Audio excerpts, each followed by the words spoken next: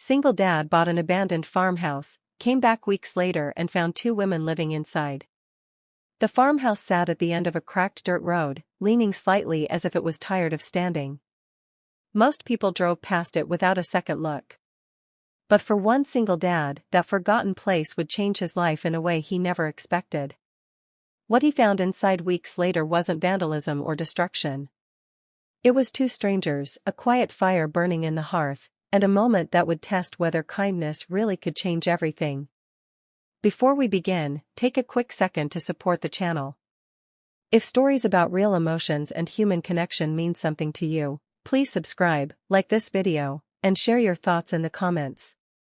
This is Heartfelt Moments, and your support helps keep these stories alive. Mark was a 38-year-old single father living in Ohio with his 8-year-old daughter, Lily. Life hadn't turned out the way he once imagined. After losing his wife to illness 3 years earlier, Mark learned how to cook dinners, braid hair, and sit through school meetings alone. Money was tight, but love wasn't.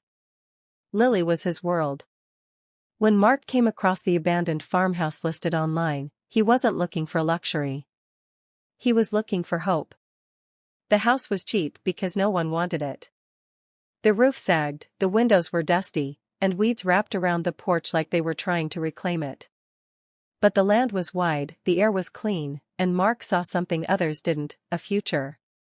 He bought it with nearly all his savings, planning to fix it up slowly. He and Lily would move in once it was safe. For now, it would sit empty while he gathered materials and time. Life, as usual, got busy. School, work, and bills pushed the farmhouse to the back of his mind. 3 weeks later, Mark finally had a free Saturday.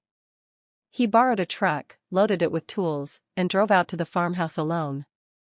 Lily stayed with her aunt, excited to hear stories about their new house later that night. As Mark pulled up, he noticed something odd. Tire tracks in the dirt. Fresh ones. His heart tightened. Then he saw smoke rising gently from the chimney. Someone was inside.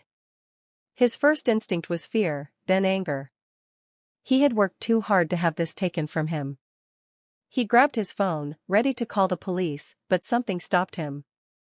The smoke wasn't wild or reckless. It was steady. Controlled. Like someone trying to stay warm, not cause trouble. Mark stepped onto the porch and pushed the door open. Inside stood two women. One was older, maybe in her late 60s, wrapped in a worn coat. The other was younger, early 30s, with tired eyes and her arms protectively crossed. A small pile of blankets lay near the fireplace. They froze when they saw him. "I'm sorry," the younger woman said quickly. "We didn't know anyone owned this place." The older woman looked embarrassed, almost ashamed. "We were just trying to survive the cold." Mark took a deep breath. This wasn't what he expected. No broken furniture. No mess. The house was cleaner than when he left it. The younger woman introduced herself as Sarah. The older woman was her mother, Evelyn. They had been living out of their car after losing their apartment. Medical bills had drained their savings. When winter hit early, the farmhouse looked like shelter. Mark listened quietly. He thought of Lily. He thought of his wife's last days. He thought of how close he had come to losing everything himself. "You can't stay here long term," he finally said. Both women nodded, bracing themselves. "But," he added, "you don't have to leave today." Sarah's eyes filled with tears. Evelyn whispered thank you over and over.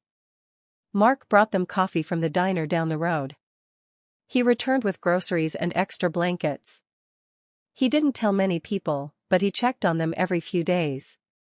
He made sure they were safe. He fixed the broken window so the cold stayed out. One night, Lily asked why he looked so thoughtful. "There are some people who need help," Mark said gently. "Like when you help me with homework?" she asked. He smiled. Just like that.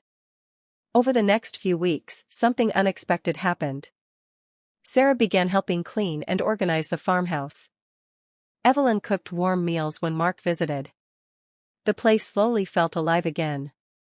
Mark reached out to a local church and a housing assistance program. He didn't make a big speech. He just asked for help. By early spring, Sarah had a job offer. Evelyn was approved for medical support. They found a small apartment nearby. The day they moved out, Sarah handed Mark a handwritten note. It said, "You didn't see us as a problem. You saw us as people. We will never forget that." Mark watched them drive away, feeling something heavy lift from his chest. Months later, the farmhouse was repaired. Mark and Lily moved in. The porch was fixed. Flowers bloomed along the fence. One Sunday afternoon, there was a knock at the door. It was Sarah and Evelyn, holding a small box. Inside was a wooden sign that read, "Kindness lives here." Lily hugged them both. That farmhouse, once abandoned, became a home not just because of repairs, but because of compassion. Mark never planned to change anyone's life. He just chose not to turn away.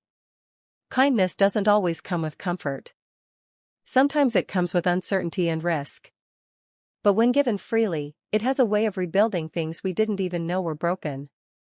If this story touched your heart, let it remind you that small acts matter. A pause. A conversation. A choice to care. You never know who's waiting on the other side of kindness.